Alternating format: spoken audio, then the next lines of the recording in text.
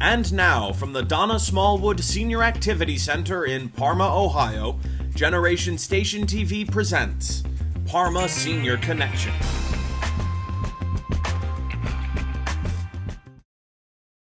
Hi, I'm Lukas. This is our friend here at the Parma Senior Center, Betty Richburg.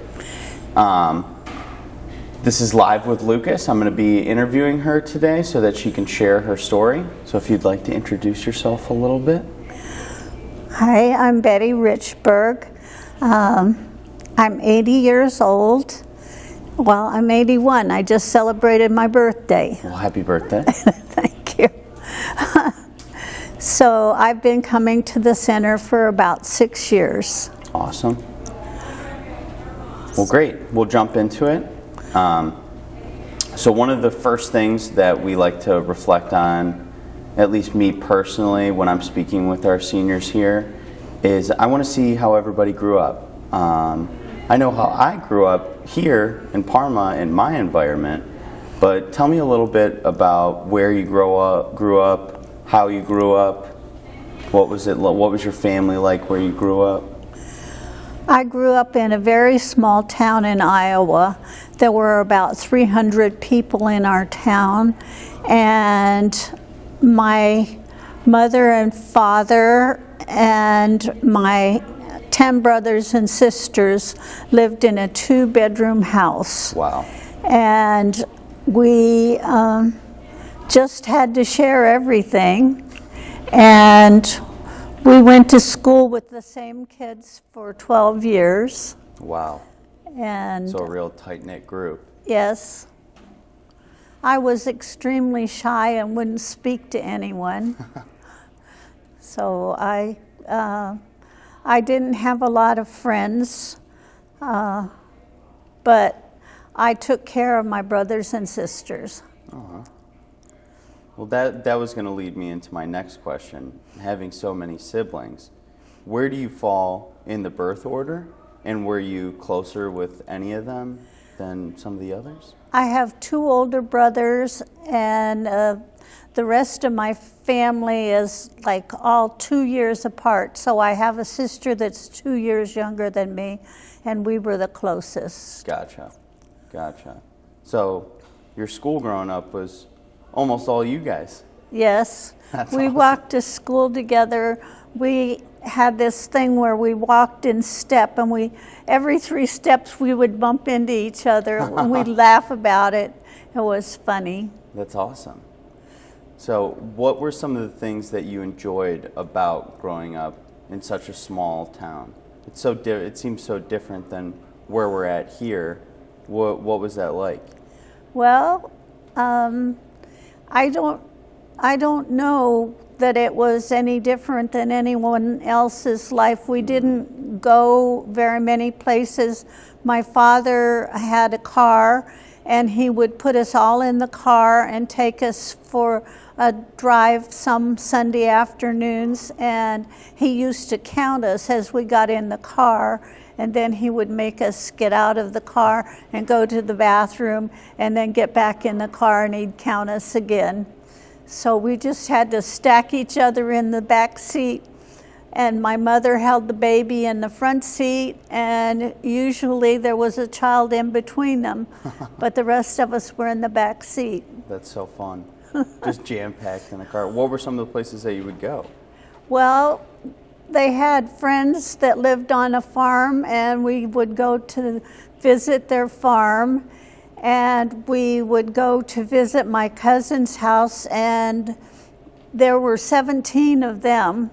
Oh, wow. And they lived on a farm, and they had cows, and we used to go out to the pasture and ride the cows into the barn.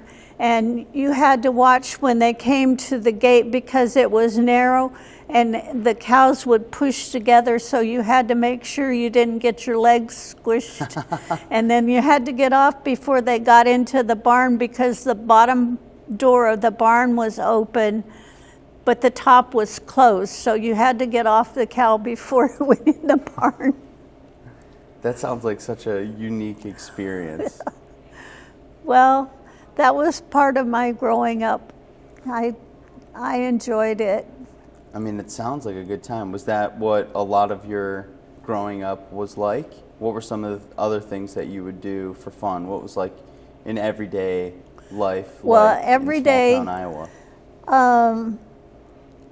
In the summertime, we went out as soon as we had breakfast and we stayed outside all day. We would come in and have lunch, but we spent the whole day outdoors.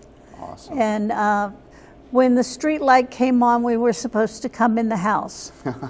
So we were outdoor kids. Outdoor kids? Yes. Outdoor kids running the neighborhood, running your school, all 10 of you? Well, even in the wintertime, we went out, we played in the snow. We had games that we played in the snow. Interesting. But there were enough of us, we played different games. Yeah.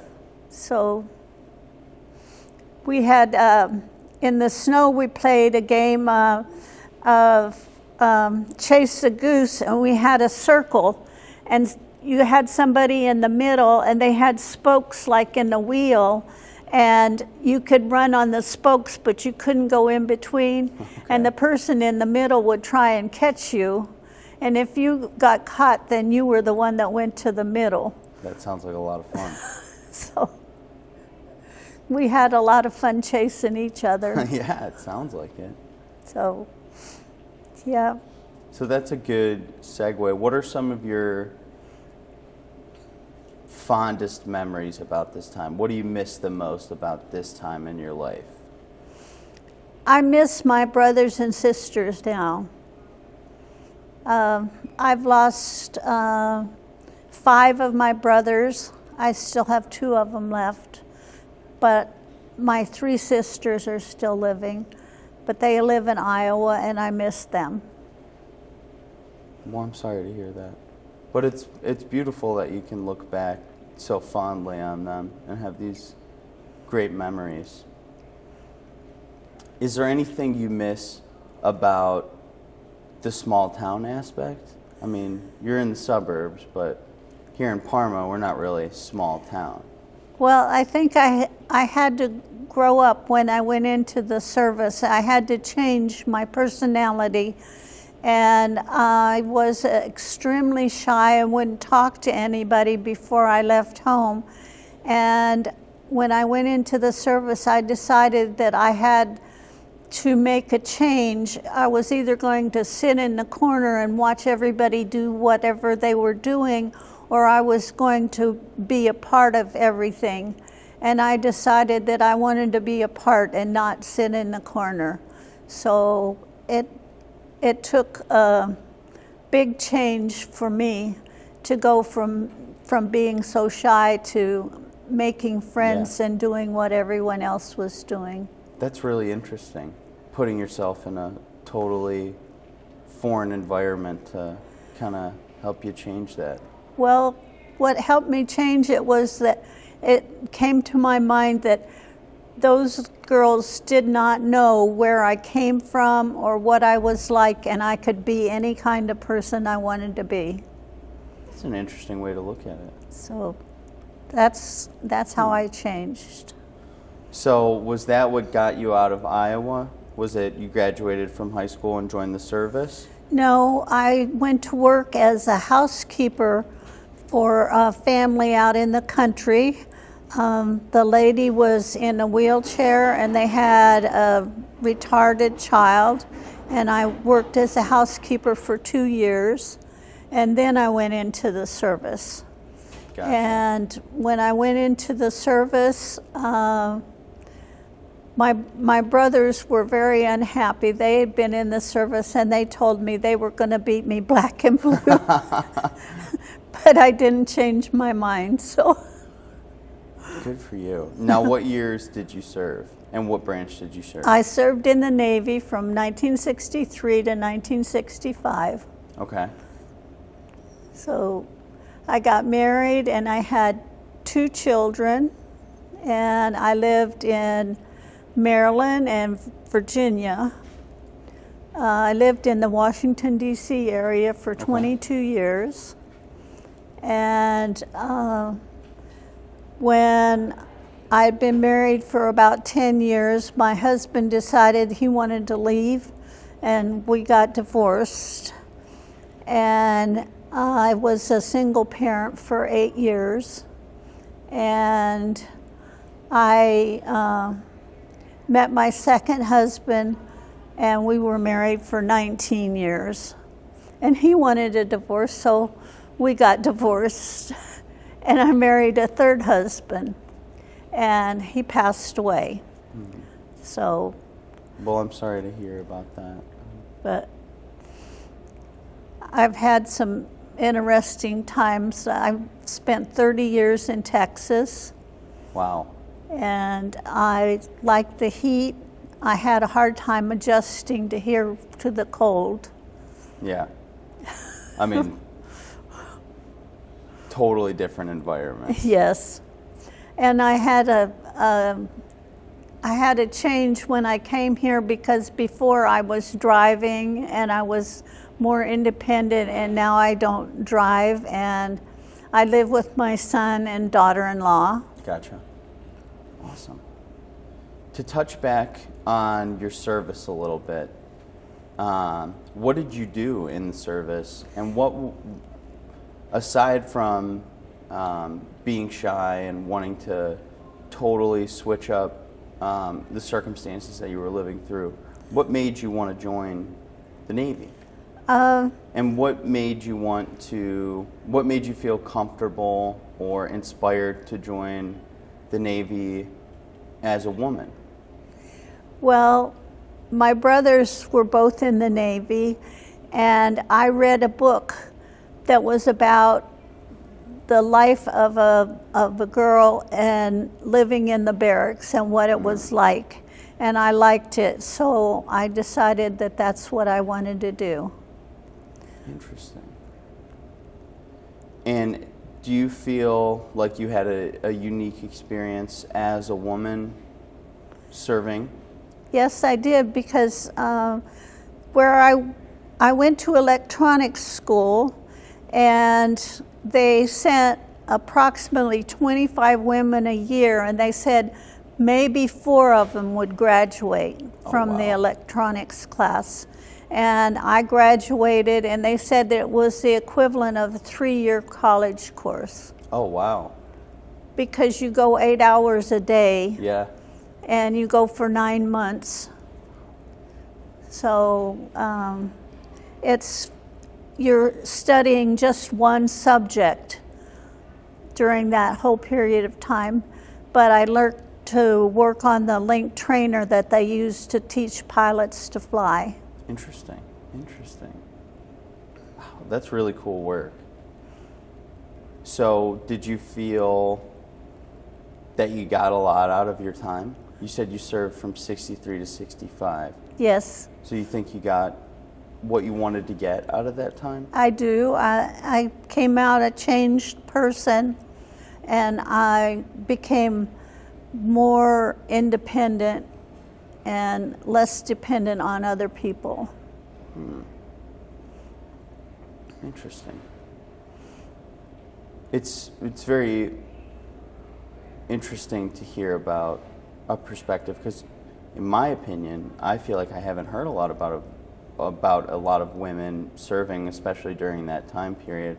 I know we have some other veterans that come here. We have other veterans that work here, female veterans. So I always think it's interesting to see their perspective of it. Of the military service, only about 3% of the military service was women. So there were definitely fewer women that served than men. And a lot of the women that served went into the Army or the Navy. They went in as nurses. I didn't have the education that would have been required for any of those things. So I went in as a high school graduate, and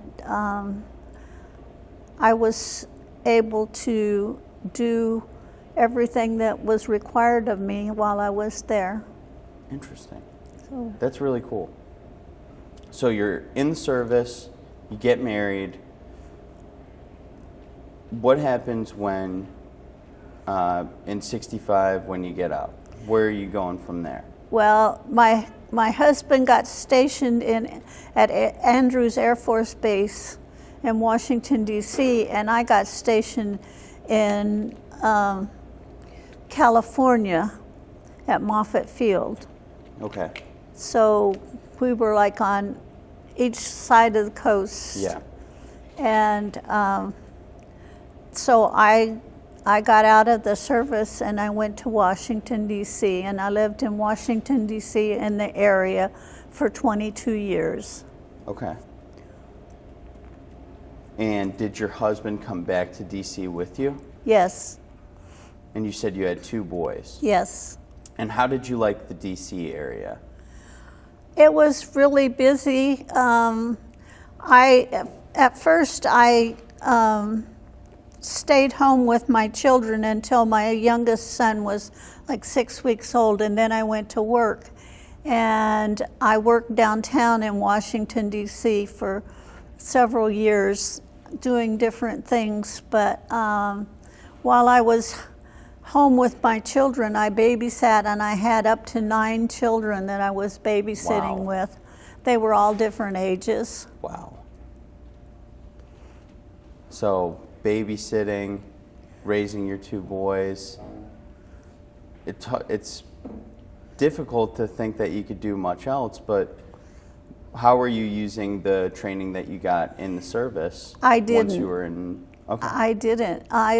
I was offered a job reading an oscilloscope, but it was a night shift, and it was contract work, and they had a contract for 6 months, and after 6 months you wouldn't know whether you had a job or not. You would have to wait for another contract.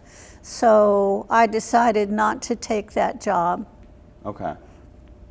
So you went, when did you start working? I remember reading about and talking to you about all the jobs you worked, which is very interesting to see how many that you have worked.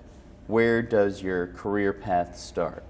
Where and when? I went to work for Fairfax Distributing Company, which is a company that is part of K Jewelers, and they ship the jewelry to all of the K Jewelers. And I worked for buyer, and she would make trips to New York and come back, and then I would fill out all of the forms to send the jewelry out to the different stores. Interesting. Did you like that job? Yes, I liked that job, but they closed Fairfax Distributing for a while. They called me back, but in the meantime, I got another job, and I worked for a real estate company. They had rental property in the Washington, D.C. area around the college, and a lot of the college kids rented their apartments, and I took in the rent and made the deposits, and I worked with the bookkeeper, and she trained me how to do the books. Okay. So that when she was on leave, I could do the books. Interesting. And how long were you doing this for? I did that for 2 years. Okay. Then I went to work for a company that had symposiums all over the United States, and they were related to the military, and the men that worked in the office were all retired military officers.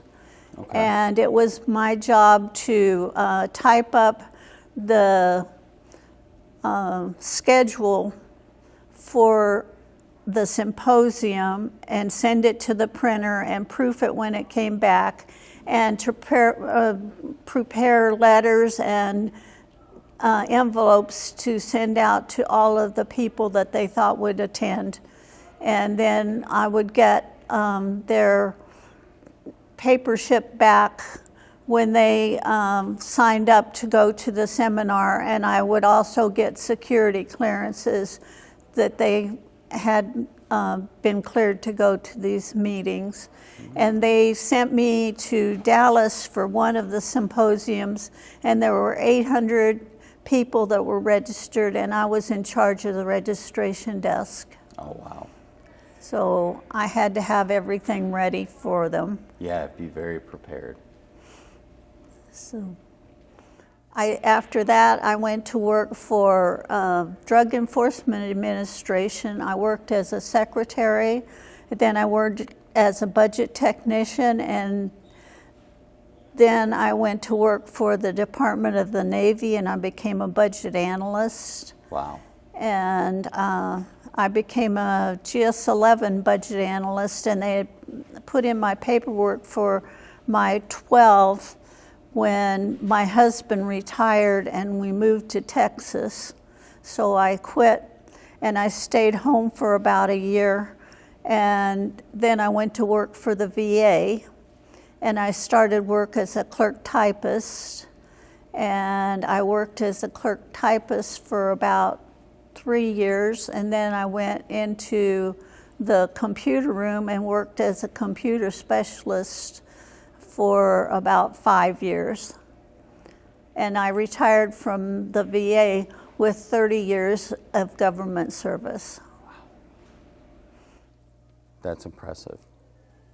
And I've, maybe it's just because this is something that I personally think is very interesting like life path, but I think it's so cool how many different jobs you worked. Just rattling all these off, I think that's a very interesting way to live.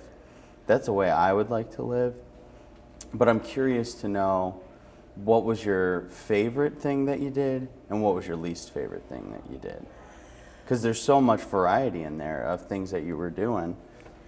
I think when I worked in the computer room, I liked helping people, and it was going out and setting up computers and training people how to use them, and loading software and repairing computers and doing backups on the system. I liked that. I liked being able to get out and meet people and help them with their problems. Cool. Well, that also kind of transitions me into asking, what are some things that you would tell somebody my age, getting ready to get into work in the workforce? What are some lessons that you learned, some things somebody my age should be looking for, pursuing? What are your thoughts? I think do the best job you can with what you have. When you have a job, do the best you can, and have respect for your supervisor and your coworkers. A good motto. I'll take that. So this is your working life. Tell me a little bit more about your family life. So you're a working mother through all this. How is it balancing work and your two boys? Well, I had to leave home like 6 o'clock in the morning, and it was like 30 miles to where I worked in Washington, D.C. So I drove a 15-passenger van for 9 years for transportation back and forth. They were, a couple had several vans, and they hired me as a van driver. And I had lots of experience on the road in Washington, D.C. Yeah. And on I-95, there were all kinds of things that were pretty funny going back and forth to work. But when I got home, I had 2 other jobs. I had a job where I went to people's houses and showed them a film on fire safety, about fire extinguishers and smoke detectors and like ladders if you had a second floor house, that you could have a fire escape from the top floor. And the movie was from Paul Harvey, and it showed how fast a house burns and the chemicals that are sent out from fire burning the furniture, the chemicals that they use to make the furniture now, what kind of bad chemicals it puts out and how fast it can kill you. And so I did that until about 10 o'clock at night, and then I put my kids to bed, got them ready for the next day, and then I typed envelopes for the office. I would type a box of envelopes, of 500 envelopes. Wow. To get them ready to mail out to the people that were going to the seminars. So that was how I managed to make ends meet and pay the babysitter and get, but for special things, I did all kinds of craft items and had them for sale so that I could make money for my Christmas presents for my sons. That's so cool. What were some of the crafts that you would make? Well, How did you get into that? I did ceramics and wheel pottery. I did basket weaving. I did flower arrangements. I did macrame. I did woodworking. Anything I could find to do that I could make that people were interested in buying. I did crocheting and knitting. Just anything that I could do to make money to get my kids their Christmas presents and the things that they needed. That's so cool. That's such an interesting and like creative way to be able, and fun way to be able to work towards that and, you know, make your kids happy on Christmas Day. Yeah. That's incredible. Well, I used to get their Christmas presents through the year, and I would pack them away, and then at Christmas time I would get them out and I would count them to make sure that I had spent the same amount of money on each of them and that they each had the same number of presents. And I had fun wrapping them. It was like going shopping again. Did they ever sneak off and try and look for them? You're buying them throughout the year, or did you have good hiding spots? I had good hiding spots. That's awesome. So I think I had a pretty good life. I mean, it sounds like it. Now, to move on to Texas, you said you relocated to Texas. What did you like about Texas? This was after you said your husband retired. Well, we spent a lot of time with his mother, taking care of her, and then I went to work, and I enjoyed my friends at work and my work, and I went to church and just did ordinary things. But I liked that it was warm.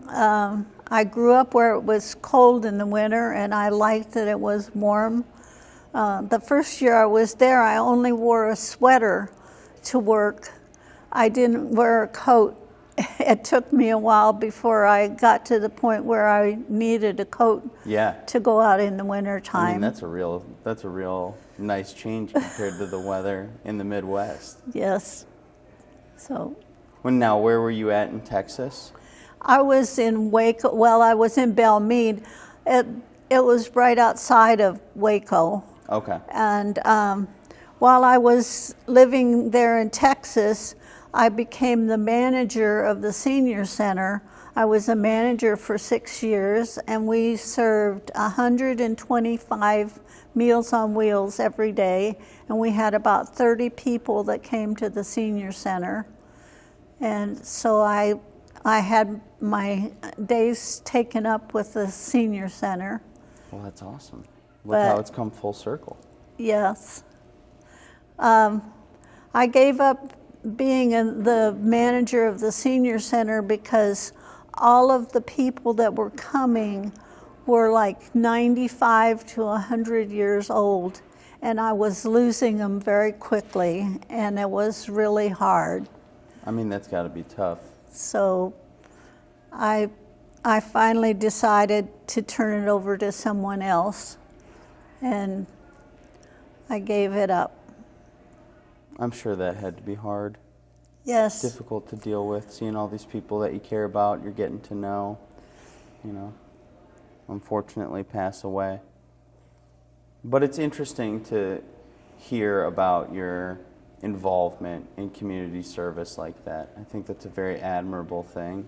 Speaking as somebody who works at a senior center, not to toot my own horn, but I think that's interesting how through this timeline you're taking me through on your life, community service always seems to be something that you're engaged in, doing something to service your community. I think that's very interesting. Do you think that that's played a big role in your life, or is that just kind of happened as it's happened? I think that's been ever since I was in the service that since I stopped thinking so much about myself and started thinking about other people and doing other things, that's what led to that.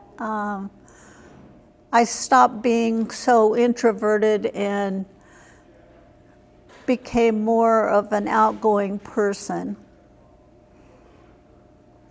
That's incredible. That's a great way to look at it. I didn't look at it like that, but when you say it, getting involved in something like the military and having to extrovert yourself kind of connects those dots to why you were doing all that stuff. Interesting. Wow. So you're a career woman, working all these jobs, servicing your community. What would you tell young women or even young men today that are trying to balance work, love, children? What are some of the lessons that you learned from having to juggle all these things all at once? Always take time for your family. I'm sorry. Make sure that your family is taken care of, and be kind to the people around you. It's so much easier to be kind than it is to be mean. You have to think to be mean, where you just have to do when you're dealing with kindness. You just do. When somebody needs help, you reach out and help them. It's mean to criticize them for what they can't do, and you have to think about that. So kindness just comes to you, where meanness is something you have to develop. So kindness has been the thing that's helped you most as a career woman, as a mother, kindness. Yes. Interesting. I love that. So we're talking about your boys. What are your boys up to now? Well, my oldest son works for Vitamix. He never graduated from high school. He's very intelligent, and he was doing well in school, but he did not get along with his stepfather, and he left the house, and he found out that he was going to have to pay like $1,000 tuition to go to school. So he dropped out of school, and he's worked several jobs, but he was working in management for Vitamix, but he didn't like it, and he asked them to put him back out in the warehouse. So he works in the warehouse, and he's happy with that. But he does woodworking, and he does blacksmithing, and my father was a blacksmith, so it's interesting to see him. He makes knives and axes, and he does axe handles, and does all kinds of woodworking. And my youngest son has his own business. He has a landscaping and irrigation business, and he's been running that for 22 years now. Wow. So he's well settled in what he's doing. And my oldest son is happy with what he's doing, so I'm happy that he's done what he wanted to do. It sounds like you raised two interesting boys. My oldest son used to sit and read the encyclopedia like you would read a regular book. Yeah. I had a set of encyclopedias on the shelf, and he would just go and pick a book and start reading and just sit and read it. Wow. He loved reading, and he's very interesting to talk to because he has knowledge in so many subjects. I mean, he better if he's reading the encyclopedia. Interesting. So that's a good transition, talking about your boys into what your life has been as a senior. You know, your story's not over. You're a senior, you're young, you're happy, you're thriving. So my first question would be, do you have grandchildren? I have 5 grandchildren. Awesome. And I have 8 great-grandchildren. Awesome. Wow, great-grandchildren. Yes. That's awesome. So I'm happy to get pictures of my great-grandchildren and to see pictures of my grandchildren. My grandson, one of my grandsons, just got married in May, and it rained during the wedding. They had it outdoors, and it rained, and they continued the service even though it started raining. And as soon as the service was finished, there was a double rainbow. Oh, so wow. I have a picture of my grandson and his new bride standing under the double rainbow. That's awesome. Yep. Now, where are all your grandchildren at? Are they local? Are they in Texas? Are they in DC? Most of them are in Virginia. Okay. I have one great-granddaughter here, and I have 2 grandchildren here, but the rest of them are all in Virginia. Gotcha. Now, what brought you here? What's your journey to Cleveland story? Well, I ended up in the hospital, and my son checked me out of the hospital and brought me to his house. So I came to live with him. So I've been living with my son and my daughter-in-law for the last 8 years. Awesome. Well, it's a good thing that you came here and you found us here at the Smallwood Center. My son asked me what church I wanted to go to because he knew that I liked going to church. He asked me what church I liked going to, and he said there were several in the neighborhood, and I could pick any one that I wanted. And so I go to Pleasant Valley Church, and I have a lot of friends there. Awesome. And there's a group of women that I go to lunch with every Sunday. They're a group of widows, and we all have a lot in common. And so we enjoy Sunday afternoon lunch, and we get to visit one another. That's a really cool little routine. Yes. I like that. So you're here. What attracted you to the center here and to your church, and what are some of the things that you like most about your experiences, particularly here? Well, there's always things to do here at the Senior Center, and there's new people to meet, and there are a lot of people that I've made friends with, and I like I like coming here for the activities that they have. On today, Thursday, they have the knitting and crocheting group, and I like them. I do a lot of knitting and crocheting. Good. I'm glad to hear that you're still very active in these crafts that were helping fund your Christmas gifts for your kids.